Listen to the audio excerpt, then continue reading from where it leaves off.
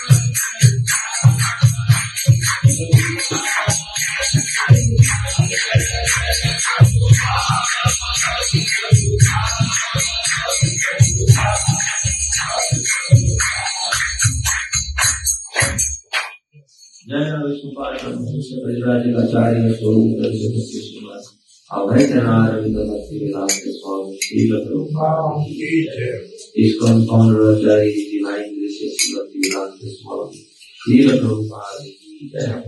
जय विष्णुपाद परमहंस परिव्राजकाचार्य स्वरूप Shri Sai divine gracious भक्ति सिद्धांत सरस्वती गोस्वामी प्रभुपाद की जय। अनंत खुशी वैष्णव की जय। नामाचार्य हरिदास ठाकुर की जय। प्रेम से कहो श्री कृष्ण चैतन्य प्रभु नित्यानंद श्री अद्वैत गदाधर शिवासादि गौर भक्त की जय। श्री राधा कृष्ण गोविंद लता श्याम की जय। ब्रज में शिवनावन धाम की जय। माया कृष्ण धाम की जय। जगन्नाथ ऋषि धाम की जय। गंगा माई जमुना माई की जय। भक्ति देवी की जय। तुलसी महारानी की जय। हरिनाम संकीर्तन की जय। हरे कृष्ण महामंत्र की जय। क्षमवे प्रभु की जय। गौर प्रमानंदे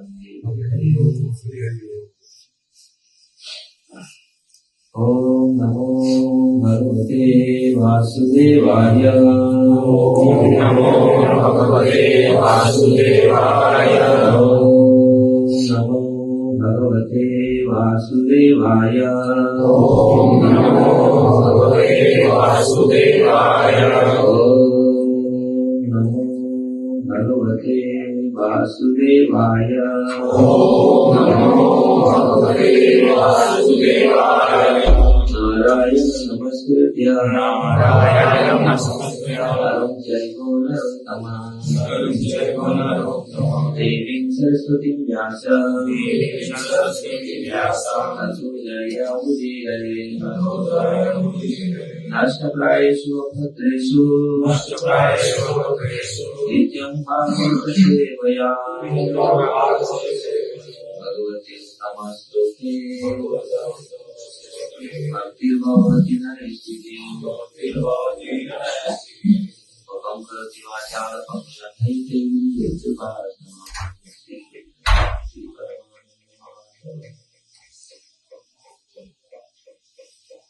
हरे कृष्ण। हरे कृष्ण।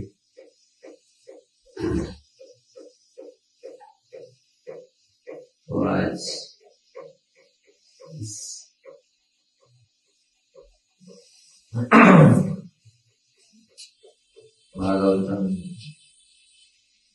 सत्संग प्रोग्राम में आप लोग का स्वागत है। ऐसे तो ये माघ महीना चल रहा है, पूरी संसार में कुंभ का अभी सारे नदियां पूरी पवित्र हो गई। भारतवर्ष वास्तविक महान पुण्य देश है।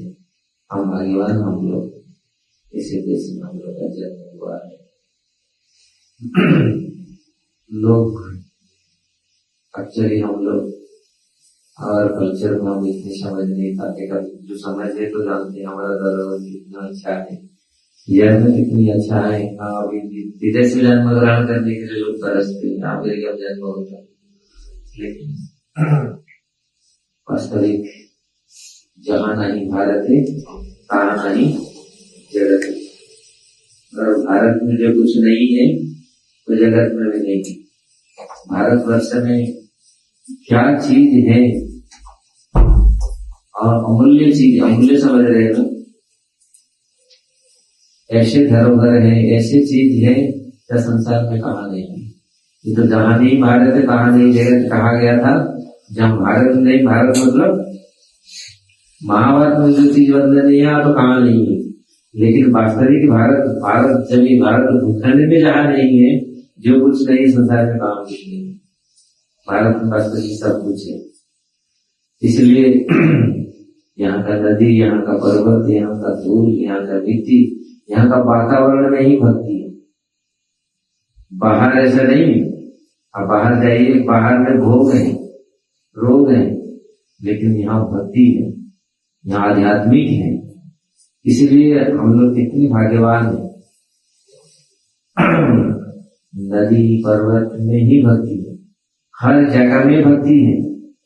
इसलिए देखो नदी में स्नान करना, सुबह जगना, लोग तो बाहर लोग तो स्नान महीने महीने तक करते नहीं। फ्रांस में, यूरोप में लोग महीने महीने तक स्नान नहीं करते, हैंड स्प्रे कर देते, बात चलते। प्रतिदिन स्नान करना है, प्रतिदिन। तो ये बड़े भाग्य से हम लोग का ये मिला हुआ है ज्ञान भारतवर्ष में। लेकिन इसको यूटिलाइज करना है।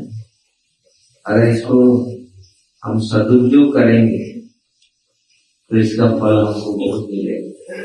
और इसको दुरुपयोग करेंगे,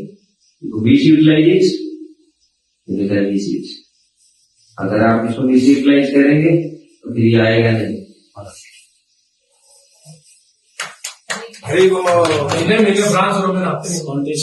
हाँ, तो वास्तविक हम लोग इतने भाग्यवान हैं जो भारतवर्ष में हम लोग का जन्म मिला है। और ऐसे हम लोग की अनुभव करना चाहिए और इसका लाभ उठाना चाहिए, लाभ लेना चाहिए, पूरी फायदा उठाना चाहिए। अगर हम इसका पूरी फायदा नहीं उठाएंगे फिर पछताएंगे। फिर स्विट्जरलैंड में कुत्ता का जन्म मिल गया और कहाँ अमेरिका में कहाँ जगह में मिल गया, कुछ जन्म फिर तरसते रहेंगे। इसलिए भारतवर्ष वास्तविक भारतवर्ष जैसा देश नहीं है। केवल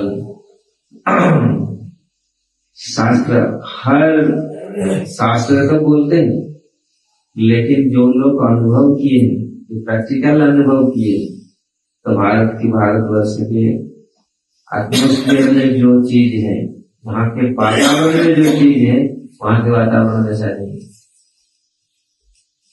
तो इसलिए हाँ, वहाँ आप मेटेरियली कितनी ऑपुलेंट हो जाते हैं, मेटेरियली कितनी, लेकिन वो यहाँ और वहाँ वायुमंडल में घुसते ही पता चल जाता है ये क्या है। वहाँ के शहर, वहाँ के हाँ मेटेरियली बहुत सारे ऑपुलेंट है, मेटेरियल बहुत फर्स्ट क्लास है, लेकिन यहाँ जो चीज है वहाँ है। यहाँ के फूल में जो सुगंध है वहाँ नहीं। भोपाल में चाहे इससे भी आप देख लीजिए। तो इसलिए मैं क्यों ये माइंड मन में आया, जो भारतवर्ष वास्तविक आध्यात्मिक चेतनाओं का जगह, आध्यात्मिक चेतनाओं को जगाने के लिए ये बहुत उत्कृष्ट जगह है। अगर जिस प्रकार एक उत्कृष्ट भूमि होना चाहिए, बीज को डालने में अच्छा फर्स्ट क्लास पौधा आता है। तो ये भारतवर्ष ऐसा जगह है, ये आध्यात्मिक मतलब एक सकारात्मक एनर्जी। सब जगह में तो एनर्जी है। भगवान बोलते भूमि रापो नल वायु खा मन बुद्धि अहंकार हिरणा प्रकृति अष्टधा। ये भौतिक एनर्जी और नेचुरल एनर्जी, बोथ एनर्जी है भगवान का ही है। ये सारे संसार, ये नेचुरल एनर्जी मतलब भौतिक शक्ति और आध्यात्मिक शक्ति, सब कुछ भगवान का ही देन है। बिना उनके शक्ति से हम कुछ नहीं। जीव भी उनकी शक्ति, मविवान सजीव लोक जीव होता सनातन। भगवान वही शक्ति है, एनर्जी है। ये सुपीरियर एनर्जी कुछ इंफीरियर एनर्जी है। बिना उनके हम तो बैठ ही नहीं सकते। क्लोज रहता है भूमि उनकी एनर्जी। तो इसलिए जब वहां का वातावरण यहाँ का वातावरण बहुत अंतर है। इसलिए जब आध्यात्मिक जगत, आध्यात्मिक चेतना जब भारतवर्ष में जो आध्यात्मिक एटमोस्फियर है और यहाँ जो उपजाऊ है वो संसार में और कहां नहीं है। इसलिए हम बहुत बड़े भाग्यवान हैं हम लोग कि इस ऐसे में जन्म हुआ है। हम लोग भारतवर्ष में महाप्रभु की बात बोले, भारत भूमि के मनुष्य जन्म मिला जन्म सार्थक चुका। तो जिस लोगों का भारत भूमि में स्पेशल जन्म हुआ है तो भाग्यवान लोग का है। अगर भाग्यवान होकर का अगर हम अनुभव नहीं कर पाए कितनी भाग्यवान है हम लोग, फिर वहां ताक रहे हैं ना, ब्रज में बोलते हैं दूसरे को ताक रहे, अरे ये कैसा है। लेकिन हमारे भीतर कितनी चीज है, हमारे भीतर कितनी एनर्जी है, क्या है हमारे भीतर, हम दूसरे को ताक रहे हैं। लेकिन क्यों?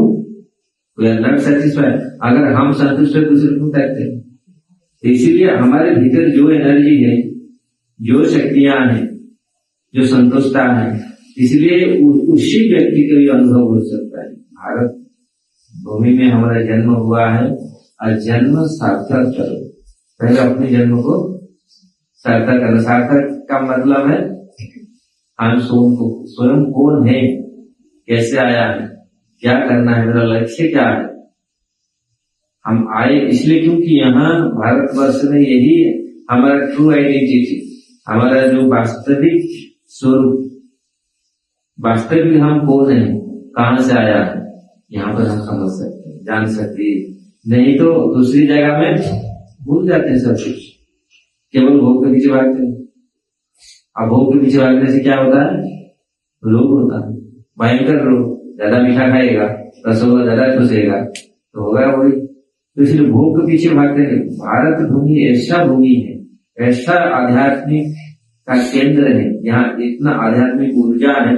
यहाँ आने से अगर ये चीज अर्थात तो ब्रह्म जिज्ञासा, अगर वो ब्रह्म जिज्ञासा उत्पन्न नहीं हुआ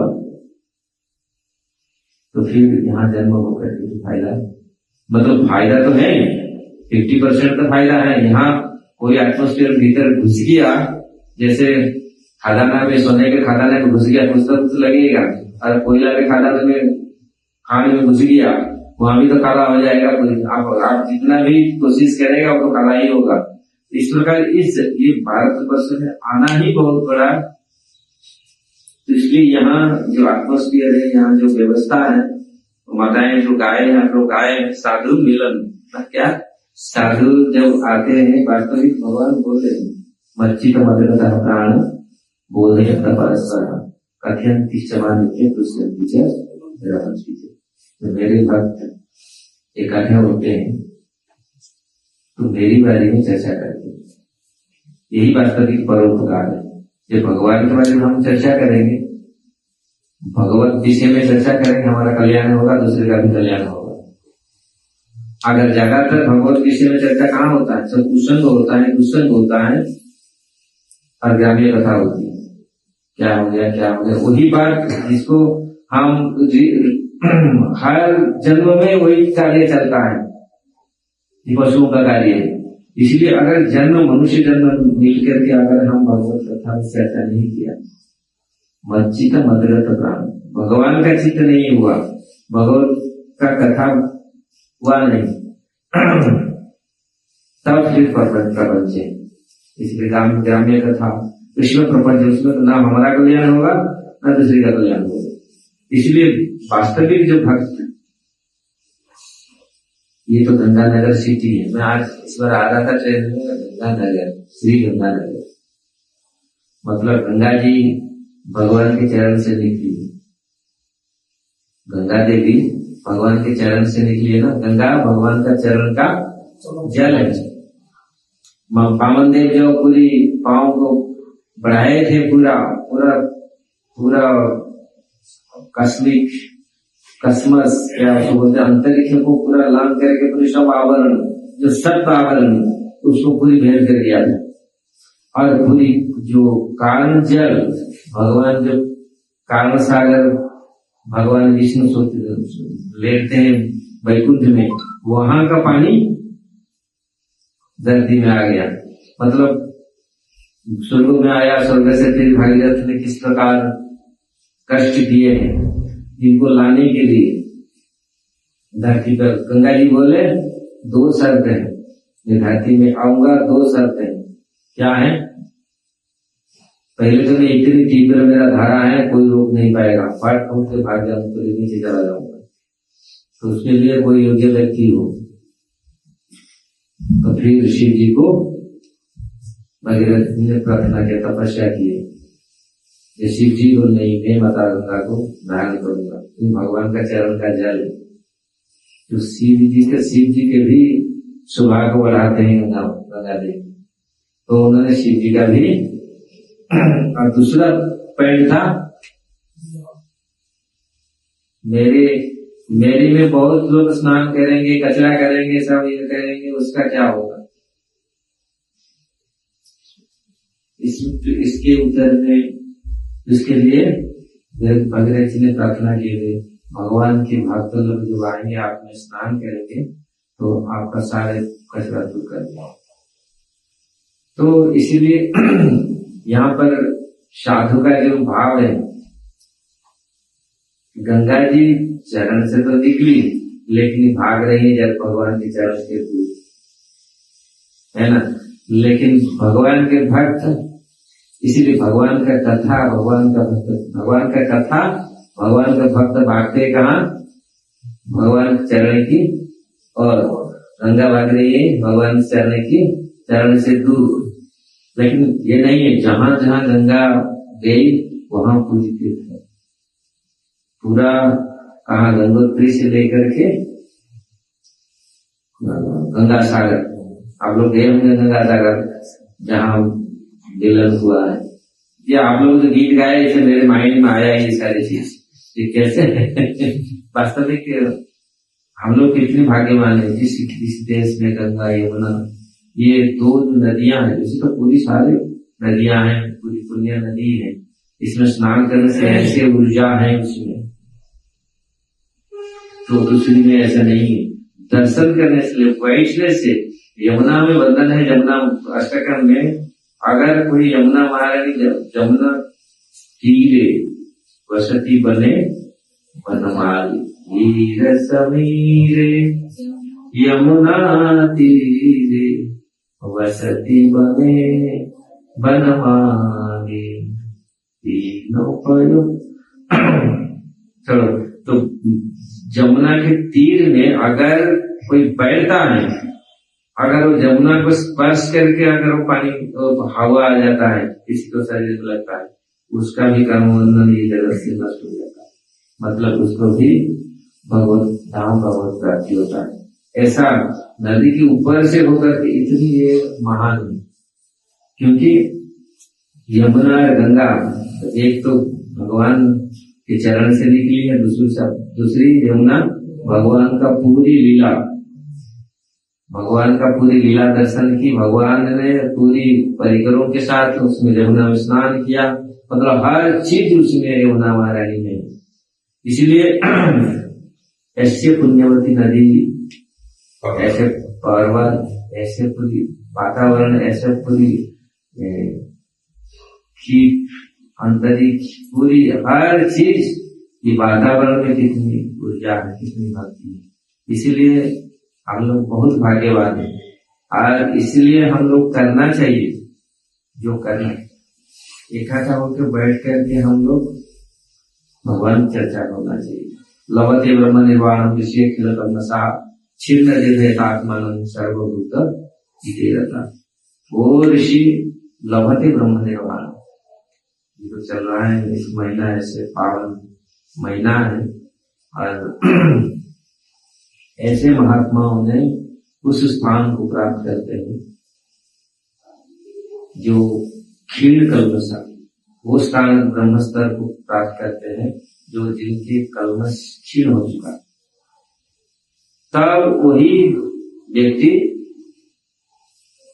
को कल्याण, दूसरे का कल्याण कर सकते। नहीं तो अपना कल्याण नहीं होगा ना दूसरे का कल्याण होगा।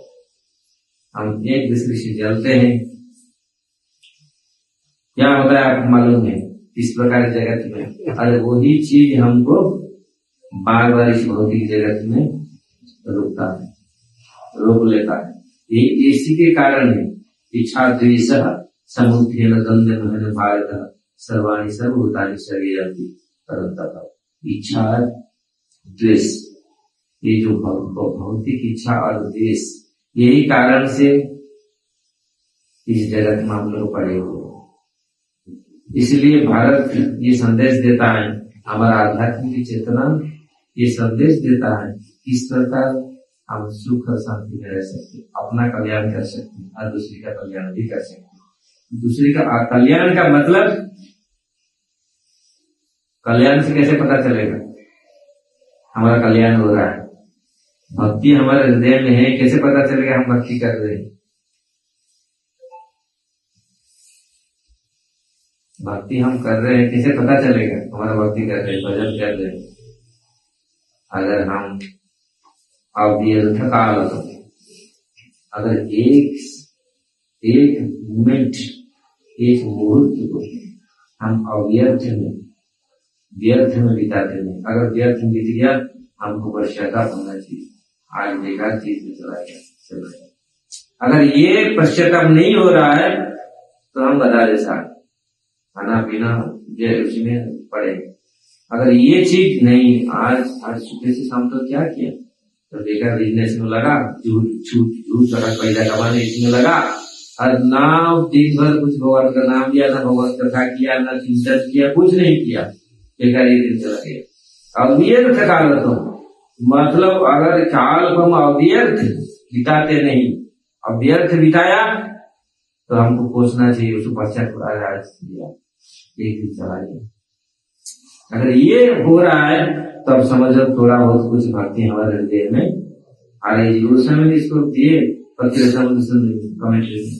अगर अव्यर्थ का, अगर ये चीज नहीं हो रहा, खा पी के आराम जाओ, ठीक है, कैसा है, फर्स्ट क्लास है, सब्जी कैसा हुआ था, नहीं यार सब्जी खराब हुआ, अरे बेकार आज बनाया ऐसा, इसी चीज में अगर हम लगे रहे तो फिर समय चला जाएगा, फिर मनुष्य जन्म नहीं आएगा। ये वन चांस है, हम मानो समझो या इसको एक्सेप्ट करो या ना करो। लोग सोचते हैं हाँ कैसा कुछ मरने के बाद कौन देखा है, एक जीवन आए, हमारे उधर बोलते हैं सारे जीवन देते दिन देखी खाएगी वो बात है। उड़ीसा में बोलते हैं संसार में जितनी रहेगा बीच के बाद बाप का धन खाएगा, आनंद में रहेगा। ये आनंद है, पिताजी का धन देख के खाना, यही आनंद है। अरे संसार में जितना दिन रहना है तो उनका नाम लेना, हरि का भजन करना, तब जीवन का सार्थक बनाना। अगर ये चीज नहीं हो रहा है तो भगवत भक्ति नहीं, अगर भक्ति नहीं हृदय में तो काम क्रोध लोभ आश्चर्य से हम भरे, ये हृदय भरा रहेगा तो फिर जन्म पर जन्म इसी जगत में फिर आना पड़ेगा, फिर भोगना पड़ेगा, दुख भोगना पड़ेगा। अगर ये चीज हम लोग कंसर्न करते हैं, इसको हम समझते हैं, तब जब हम मिलेंगे ये सारे देश ये सब छोड़ करके भगवत कथा में हम रुचि। भाई क्या सुना है, ये देखो मैं भागवत पढ़ रहा था, ये चीज मुझे मिला है, और नहीं आज मेरे मन में ऐसे भगवान का रूप का विषय में ऐसे आया कि ऐसा चर्चा होगी, जो भगवत भक्त हुए ना, गोपियां हुए, जो बड़े बड़े भगवत भक्त हुए, उनका चर्चा यही कृष्ण चर्चा, कृष्ण का तो प्राण, कृष्ण चर्चा रहा। कृष्ण जी क्या हो रहा है, हाँ बिजनेस में कितना हो गया, अरे ये तो होता रहेगा, जितना आना है वो आएगा और जितना जाना है वो जाएगा, उसमें हाथ पीटने से दिमाग पीटने से कुछ नहीं होगा, होगा कुछ। तो सोच रहे हम तो पूरा सवाल चालाक होता, तो मेरे एक दोस्त था 3 क्लास पढ़ा था, 3 क्लास पढ़ा, भाई ने संसार को बांध देगा ऐसा बात बोलेगा। तो मुझे बोलता था मैं अगर ग्रेजुएशन कंप्लीट कर लेता ना, मैं तो दुनिया को बीच लेता, हाथ में मुट्ठी में कर लेता। मेरे भगवान ने अच्छा किया मुझे 3 क्लास से और आगे बढ़ा, पढ़ा ही नहीं। मेरा एक दोस्त है और ये ऐसा बात बोलेगा, दिमाग खराब बात, तो 3 क्लास का ऐसा है। हाँ जब बोलता, वो स्वयं बोलता था, तो 10 क्लास में पढ़ता ना, आगे क्या करता मैं देखना, भगवान ने मुझे 3 क्लास से बंद कर दिया, अच्छा हुआ। वो बोलते हैं घोड़े को सींग नहीं थी, ऐसा इधर बोलते हैं ना, घोड़े तो एक स्पीड में भागता है और सींग हुआ इतना खतरनाक काम करेगा, इसलिए घोड़े को सींग नहीं मिला। यहाँ मैं बोल रहा था किधर आ गया। ठीक है, तो इसलिए हम लोग ये क्या मैं बोल रहा था,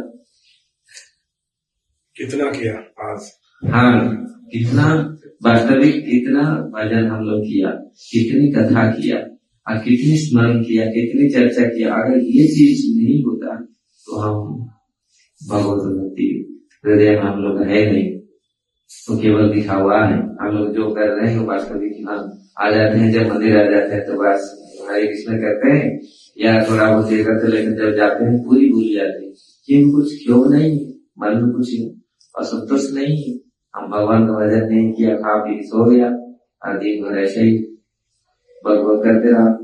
इसलिए इस चीज को अगर थोड़ा सा हम लोग इस चीज को ध्यान करें, समझे, तो हम अपना भक्ति को बढ़ा सकते और अनुराग भगवान की ओर बढ़ता है, बढ़ना है। अगर नहीं बढ़ रहा है, कैसे रुक रहा है, हम तो बहुत कितने सालों से हम भजन कर रहे हैं, कितनी सालों से मैं ये कर रहा हूँ, लेकिन भजन करके भी अगर मन में से इच्छा द्वेष काम क्रोध नहीं गया, जबकि चला जाना चाहिए, सब निर्मल हो जाना चाहिए हृदय, और निर्मल हृदय होने से ही सबका कल्याण हम कर सकते, अपना कल्याण कर सकते। इसलिए क्यों महाप्रभु बोले चेतो दर्पण मार देना, ये चेत रूप का दर्पण को सफाई करो। ये हमारा ये कृष्ण चेतना आंदोलन प्रभुपाद जी बोलते, महाप्रभु बोलते हैं आंदोलन का है, पहले हृदय को शुद्ध करो। अभी हृदय गंदा है, हृदय गंदा है, और हृदय गंदा होने से 1000 गंदा चीज आएगा, गंदा हृदय में गंदा चीज आएगा, अच्छा चीज में अच्छा चीज जाएगा। इसलिए हृदय साफ करो। अगर हृदय में कितनी कामना हो, वासना हो, कितनी खराब चीज पड़ा हुआ है, इसलिए इसको शुद्ध कर। शुद्ध कैसे होगा? भगवत नाम से। अगर चुनाव विष्णु नीचे न होकर के हम भगवत नाम को करेंगे तो हृदय निर्मल होगा, और हृदय में हृदय निर्मल होगा, हृदय का कमल खुलेगा, तो फिर भगवान आएंगे, कुछ भी बैठ जाए। भवना था ना, तो इसलिए मन हमारा ऐसे ही जाएगा, हृदय शुद्ध होगा, हमारा हृदय कली, हृदय का जो कमल होता है, कमल जो खुल जाएगा, तो फिर आराम से हम भगवान हमारे हृदय में प्रवेश करेंगे। और भगवान जब हमारे हृदय में प्रवेश करेंगे, हृदय में काम क्रोध लोभ में प्रवेश करता है, उसमें क्या होता है? हमको नचाता है, हमको जलाता है, हमको पागल बनाता है ना, हमको क्या क्या बनाता है, आप सबका अनुभव है। काम जब प्रवेश करता है, क्रोध जब प्रवेश करता है, कितना क्या करता है, और भगवान जब प्रवेश करते हैं, अब सोचिए जीवन इसके लिए होना चाहिए। जब भगवान प्रवेश करेंगे हमारे हृदय, भगवान प्रवेश कैसे करेंगे? When our heart will be clean, पूरा साफ हो जाएगा, तब भगवान हमारे हृदय में प्रवेश करेंगे, तब जाके विश्राम करेंगे। हमारे तुम्हारा हृदय सदा गोविंद विश्राम, गोविंद कहीं न वैष्णव परा।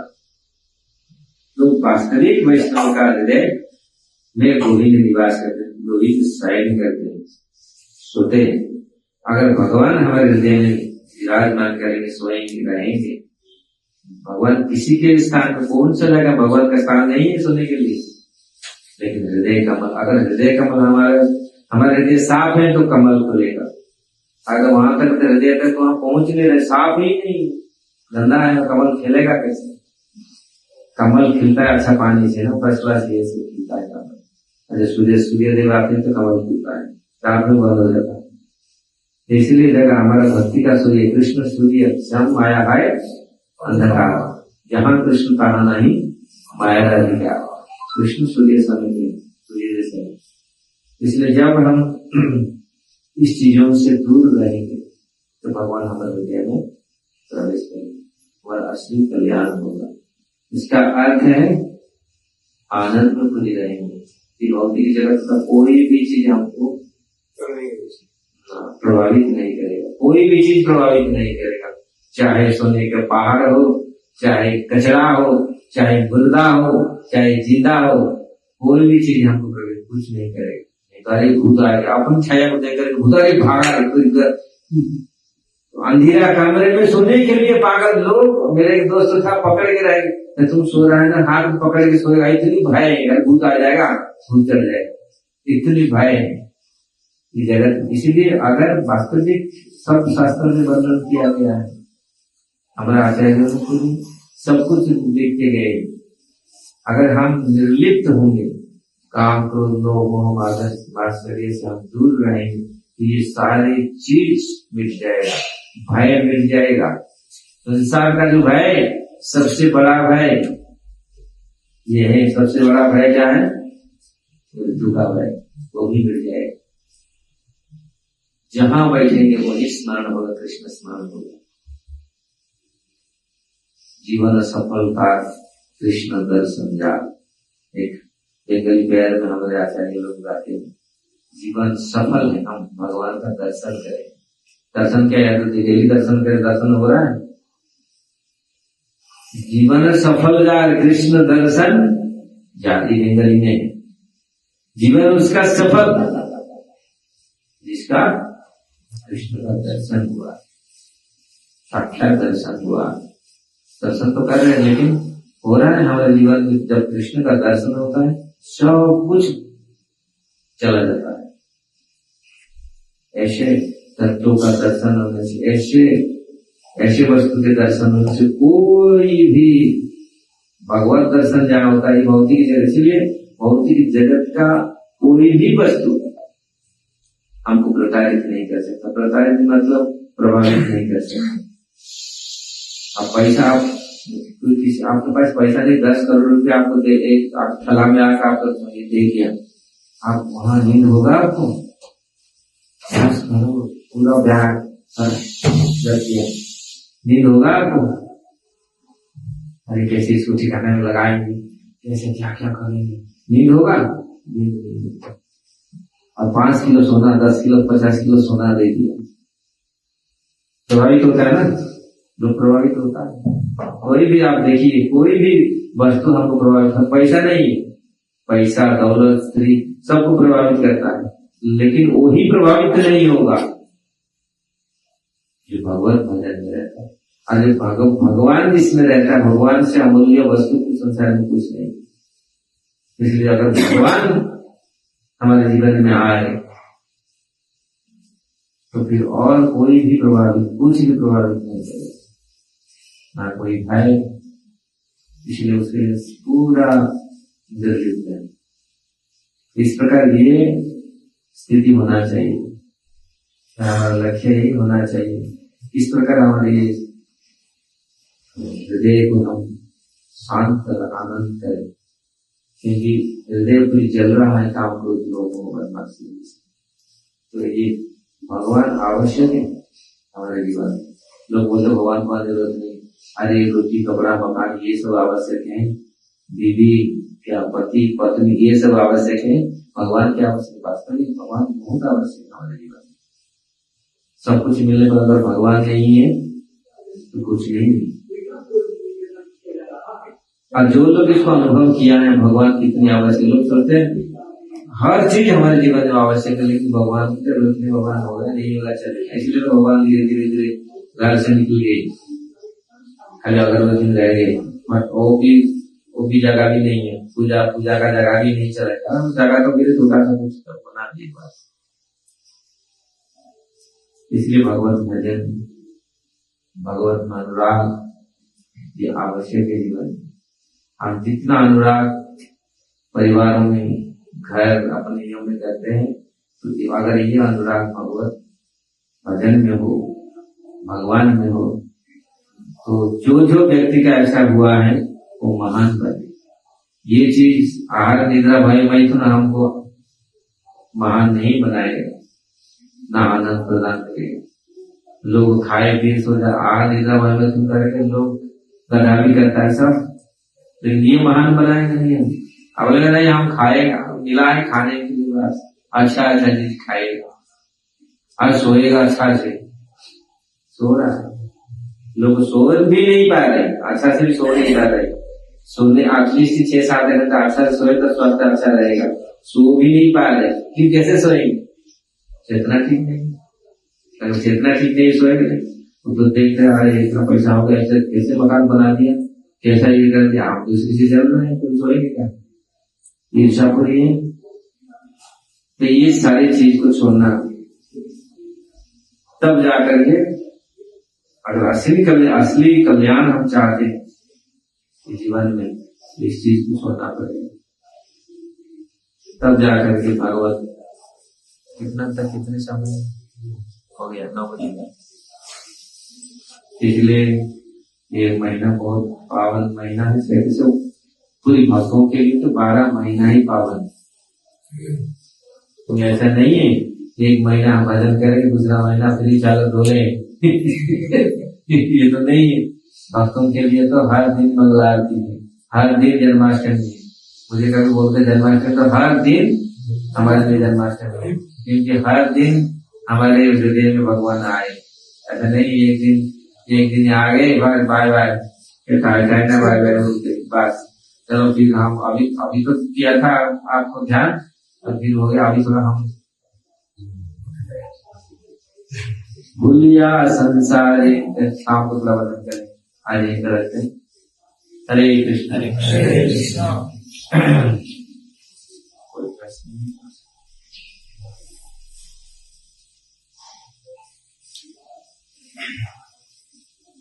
महाराज पूछ रहे, कोई प्रश्न है आपका? महाराज भक्ति में स्वार्थ क्यों आ जाता है? भक्ति में स्वार्थ नहीं है, स्वार्थ में भक्ति है। भक्ति में कहीं स्वार्थ नहीं है। वास्तविक भक्ति में स्वार्थ में मतलब अपने कहते हैं भक्ति करें, भगवान हमारे परिवार अच्छा करे, ये करे, वो करे, स्वार्थ वो अतिरिक्त स्वार्थ निशा भक्ति। भक्ति कई प्रकार की है।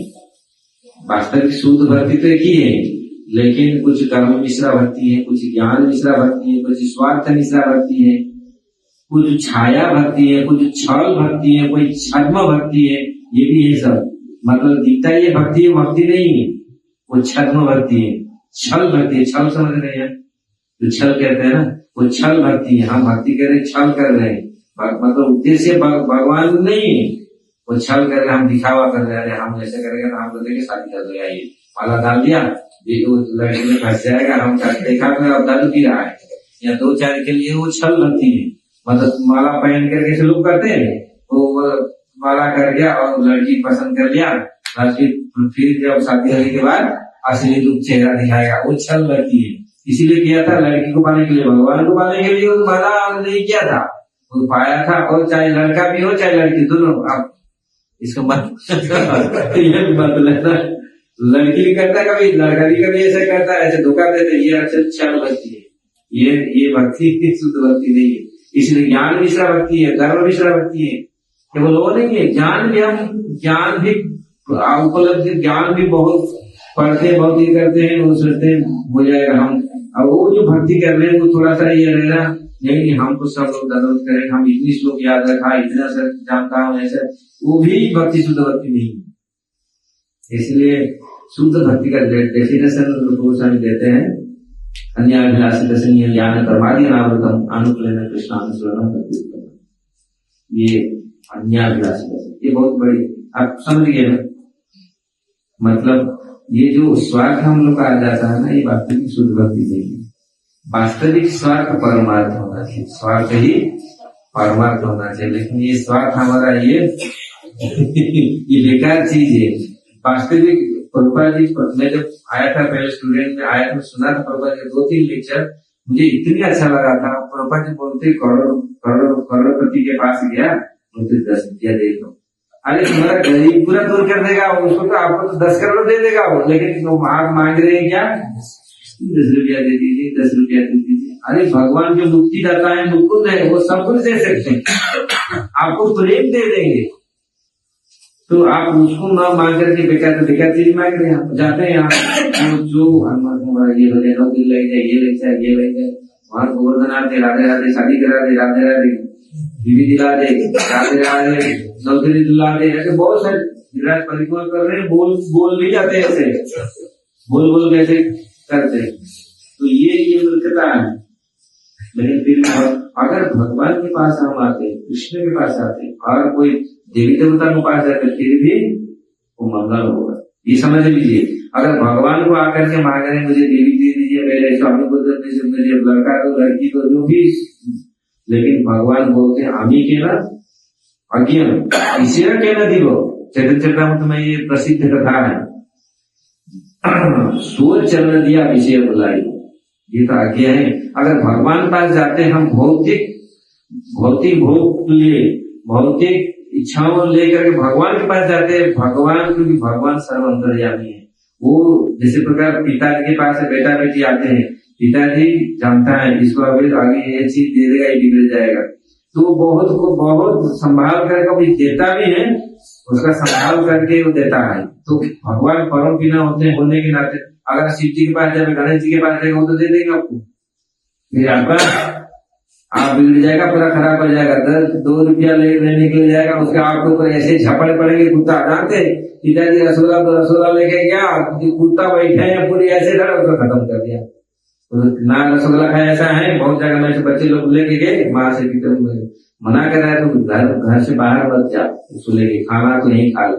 लेके क्या दिखा बच्चा, तो बच्चा कुत्ता है, पूरी उसको खाने की उसको पूरी क्षत कर दी, अदा कर दी। इसलिए जब भगवान के चरण में हम आते हैं, भगवान कृष्ण के पास आते हैं, नारायण के पास, राम के पास आते, राम ऐसा नहीं करते, वो सोच चरण दिया, आमी के ना दिया, मैं क्या आज्ञा हूँ, इसको क्यों नहीं दूंगा, अपनी सोच चरण दिया, विषय बुला दिया, मैं उनका जो विषय है भोग में, उसमें बुला दूंगा, धीरे धीरे से बुला दूंगा नहीं। और लेकिन भगवान के पास ये होगा, और दूसरी लोगों के पास तो आप कुछ होगा, आप ले जा, और बस उसके बाद क्या होगा, फिर तो लेने को देने पड़ेगा। लेकिन भगवान के पास आने से भगवान कभी, भगवान ये करते हैं देते हैं, लेकिन संभाल करके देते, लेकिन वो शुद्ध भक्ति नहीं है। लेकिन फिर भी धीरे धीरे व्यक्ति शुद्ध होगा, टाइम लगेगा। इसलिए क्यों जरूरत है टाइम लगना, सीधा जाओ ना भाई, आपको शुद्ध भक्ति हेतु की भक्ति चल रही तुम्हारा। मम जन्म, महाप्रभु क्या बोल रहे हैं, स्वयं कृष्ण आते हैं महाप्रभु थे तुम्हारा, तो शिक्षा दे रहे क्या भगवान से प्रार्थना करना चाहिए। मम जन्मनि स्वरे भवता भक्ति अहेतु की, मेरे जन्म जन्मांतर आपकी अहेतु की भक्ति, अहेतु की, कोई हेतु नहीं, हेतु मतलब समझ रहे ना, बिना कारण मुझे कुछ नहीं चाहिए, ये प्रार्थना करना चाहिए।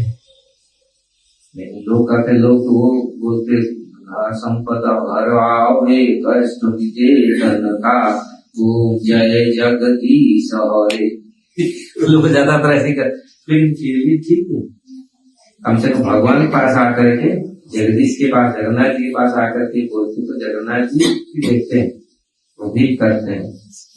और दूसरी के पास जाएंगे, दूसरी तो जानते नहीं इसका क्या करेंगे, दे दिए लड्डू, तो फिर वो आगे जाकर के फिर और हाँ कुछ समय के लिए तो उसका अच्छा हो जाएगा, फिर दूसरी जब घाटा में नहीं रहेगा, और क्यों लाया कैसे। वो स्वयं लोग बोलते महाराज हम था, मेरा छोटा सा दुकान था, अच्छा था, फर्स्ट क्लास में रहता, खुश आनंद इतना, और इतना बड़ा चौड़ा बढ़ाया बिजनेस, इतना पैसा, इतना अभी भजन नहीं, जब नहीं है, कुछ नहीं होता, अभी तो नींद नहीं होता, ये सब पूरा भाई तुमने तो किया था, भगवान से प्रार्थना किया था सब।